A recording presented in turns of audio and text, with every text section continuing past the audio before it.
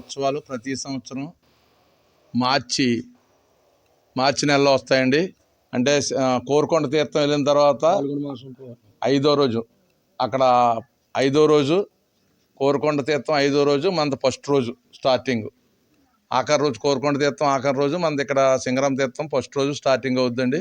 దీనికి ఏంటంటే గత 70 సంవత్సరాల నుంచి మలిసాల గ్రామ కాపురస్తులు మలిసాల వాళ్ళు అందరూ కూడా ఏ ఒక్కరూ కాకుండా మొత్తం గ్రామం అంతా కలిసి ఏకతాటి మీద ఈ అమ్మవారి తీర్థం ఈ అడవిలో జరుగుతుందంటే కారణం మాకు పూర్తిగా మల్లిసాల గ్రామస్తులు అందరి సహకారం. ఇది మల్లిసాల అమ్మవారు, దానికి తోపాటు ఫారెస్ట్ డిపార్ట్మెంట్ కానీ పోలీస్ డిపార్ట్మెంట్ కానీ మాకు ఈ రాజకీయ నాయకులుగా కూడా ప్రతి పార్టీ నాయకులు కూడా ఇప్పుడు జ్యోతుల నెహ్రూ గారు అవ్వచ్చు, తోట నరసింహ గారు అవ్వచ్చు, దీని డెవలప్మెంట్కి మాత్రం చాలా కృషి చేసి దీన్ని చాలా ఇంత వైభవంగా తీసుకొస్తా కారణం రాజకీయ నాయకులు మాకు ఫుల్ సపోర్ట్గా ఉంటుంది. దాని మీద ఏంటంటే దాతలు కూడా పూర్వం నుంచి మా పెద్దల దగ్గర నుంచి జరుగుకుంటా ఇప్పుడు వరకు వచ్చింది. ఇప్పుడు మా తరం కూడా అదే కట్టుబాటు మీద ఈ అమ్మవారి జాతర చేస్తున్నాం. ఈ అమ్మవారి జాతరకి ఇంకేంటంటే 5 రోజులు జరుగుతుంది రంగరంగ వైభవంగా. ఫస్ట్ రోజు జాతర మలిసాల గ్రామంలో స్టార్ట్ అవుద్ది.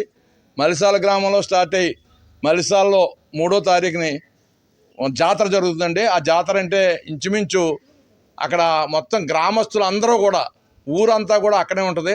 అదే రోజు సాయంత్రం ఇక్కడ తీర్థం 7 గంటల నుంచి స్టార్ట్ అవుతుందండి, రాత్రి 2 గంటల వరకు జరుగుతుందండి. ఈ ఏరియాలోనే ఎక్కడా కూడా నైట్ తీర్థం అంత అలా జరిగే తీర్థం మనకి ఈ చుట్టుపక్కల ఎక్కడా కూడా లేదు. పూర్వం నుంచి కూడా ఎవరైనా ఆడవాళ్ళని అడవిలో ఉన్న అమ్మవారు ఈ అమ్మవారి తీర్థానికి ఏంటంటే ఎవరు ఎప్పుడు వచ్చినా ఎప్పుడు కూడా ఏది చిన్న అవాంఛనీయ సంఘటన కూడా జరగలేదు ఇక్కడ. ఎందుకంటే అమ్మవారే చూసుకుంటుంది, మనం చూసేది ఏం కాదు, అమ్మవారే చేస్తుంది కాబట్టి ఆ నమ్మకం ఉంది. కాబట్టి ఈ అమ్మవారిని అలా డెవలప్ చేసుకుంటా వస్తున్నాం ఇప్పుడు వరకును. ఇక ముందు కూడా ఇంకా డెవలప్ చేయాలన్న ఉద్దేశంతో గ్రామస్తులందరూ కలిపి ఒక 5గురు కమిటీ కింద వేసారు. ఇంతకుముందు ప్రతి 2 సంవత్సరాలకే ఒక కమిటీ కింద వేసేవారు. ఈ సంవత్సరం నుంచి ఏం చేశారంటే ఒక 5గురిని కమిటీ వేసారు.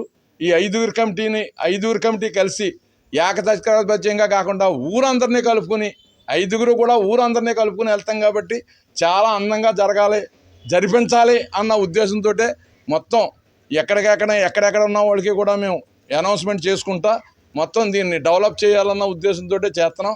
అలాగే ఇక్కడ డెవలప్మెంట్కి కూడా ఎవరు అడ్డంకి పెట్టినా కానీ ఎవరు ఏం చేసినా కానీ ఆగకుండా ఉండేలాగా మాకు పూర్తి సహకారం అందిస్తున్నారు నాయకులు.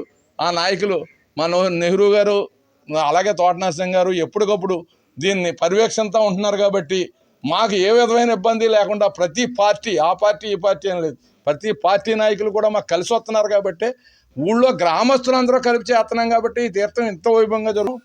ఇక్కడ టిక్కెట్ వసూలు చేస్తారో ఈ నెల రోజులు దర్శనానికి మాత్రం టిక్కెట్ వసూలు చేసి దాని మీద వచ్చిన ఆదాయంతో ఇక్కడ 5 రోజులు కూడా దగ్గర ఓ 25-30 లక్షల వరకు ఖర్చు అవుద్ది.